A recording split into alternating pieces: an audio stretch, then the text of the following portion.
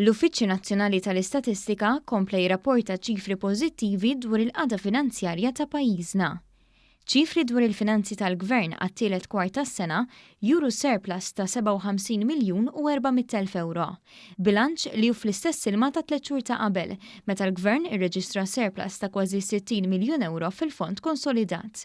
Iċ-ċifri juru li bejn Lulju u Settembru li għadda, id-dħul tal-Gvern kien jammonta għal 1200 miljun euro, li huwa kważi 4 miljun inqas mill-istess perjodu tas-sena ta' qabel.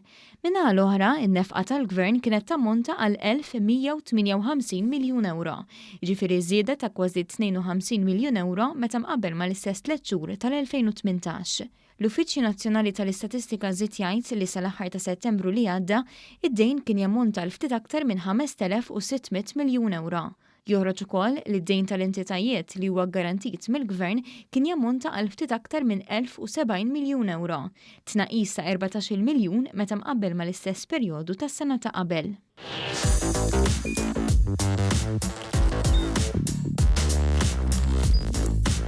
Idħol fuq one.com.mt u hemmhekk tista' tara l-programmi kollha li jxandru fuq One permezz ta' One Play.